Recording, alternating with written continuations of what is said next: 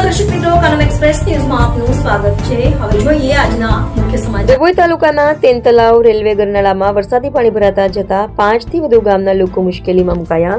ડભોઈ તાલુકાના તેનતલાવ ગામ પાસેથી પસાર થતી Dabhoi Ektanagar broad gauge railway line નીચે બલેનાગર નાળાગત રોજ પડેલા ધોધમાર વરસાદને કારણે પાણી ભરાઈ ગયા છે। આ ગરનાળું પાણી નિકાલની યોગ્ય વ્યવસ્થાના અભાવે ભરાઈ જતા આસપાસના 5 થી 6 ગામોના લોકોની અવરજવર ખોરવાઈ ગઈ છે।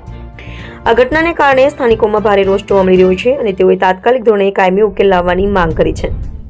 અસરગ્રસ્ત ગામો અને લોકોને હાલાકી ગરનાળામાં પાણી ભરાઈ જવાના કારણે માનપુરા, ઓરડી, રાજપુરા, લીમડી વસાહત, ગુમાનપુરા અને સનોજ જેવા ગામોના લોકોને ભારે મુશ્કેલીઓનો સામનો કરવો પડી રહ્યો છે। આ ગામોના લોકો જેવા ધંધા વ્યવસાય અર્થે નોકરી માટે અથવા શાળાએ જવા માટે નિયમિતપણે ડભોઈ વડોદરા તરફ આવન જાવન કરે છે। તેઓ અટવાઈ પડ્યા છે। ખાસ કરીને વિદ્યાર્થીઓ અને શ્રમજીવી વર્ગને સૌથી વધુ હાલાકી વેઠવી પડી રહી છે।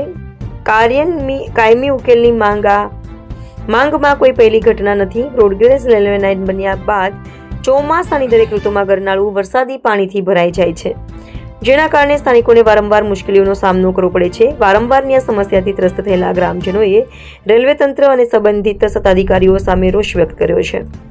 લોકોની મુખ્ય માંગ એ છે કે આ ગરનાળામાંથી પાણીના નિકાલ માટે કાયમી અને સચોટ વ્યવસ્થા ઊભી કરવામાં આવે, જેથી ભવિષ્યમાં આવી સ્થિતિ ફરી ઊભી ન થાય।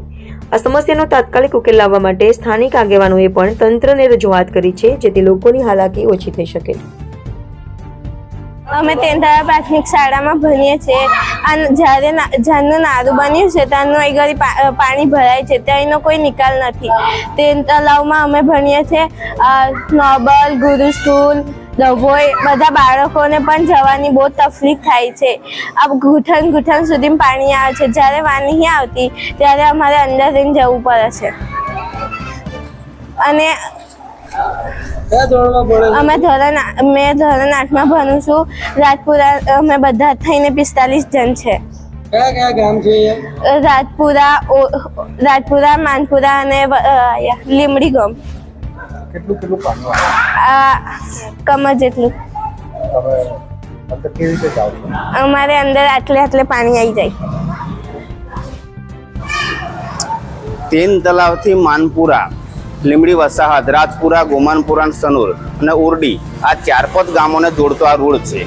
જ્યારે વરસાદનું વાતાવરણ વરસાદ આવે છે ત્યારે વારંવાર પાણી ભરાયા કરે છે અને જ્યારે પાણી ભરાય તો કેળસામાં, ગુઠણસામાં પાણી ભરાય છે। અને એટલું તો નહીં કે તેનતલાવમાં જ બાળકો બનવા જાય છે, ડભોઈ જાય છે, પછી ગુરુ સ્કૂલમાં જાય છે, સાઠોદ જાય છે, તો એ પણ 3 બસો અમારી ત્યાં આવે છે। એ પણ આ પાણી ભરાય છે તો બસો આવતી નથી અને વાલીઓ બધા મેકવા આવે છે છોકરાઓને, નાળું પાર કરાવે છે અને પછી પાછા છોકરાઓ બેસીને જાય છે। આવું થાય છે અને અમે ઘણી રજૂઆત કરીએ છીએ કે નાળા વિશે આ પાણી ભરાય છે, પણ આજ દિન લગીને એનો કોઈ નિકાલ થતો નથી। વારંવાર કહેવા છતાં પણ આ પાણી તો આવીને આવી સમસ્યા છે અને નીચે ખાડા પણ પડી ગયેલા છે અહીં આગળ। અને પાણીનો આ જ્યારે પણ કંઈ સાધન જે અમારે ખેડૂતને જવું આવવું હોય, માલ સામાન લાવવો હોય તેવો અમને પ્રોબ્લેમ જ થાય છે। અને બીજું કે જ્યારે આ ગાડીઓ વારા ઘરે પાણી નાખ્યા કરીએ છીએ ત્યારે આ છોકરાને લેવા આવીએ એટલે ગાડી નાખવી પડે પાણીમાં આવું તેવું, તે પણ અમારી ગાડીઓને વધારે જ બગડે છે। તમારે એવું થયા કરે છે। એટલે અમારે તો સરકારશ્રીને એટલું જ કહેવાનું કે અમારા પાણીનો જમ બને તમે વહેલી તકે નિકાલ કરે, અને જો ના થાય તો પછી બધા યુવાનોને ગામજનો કહે છે કે આને આપણે આંદોલન પર ઉપાડવું પડશે એમ।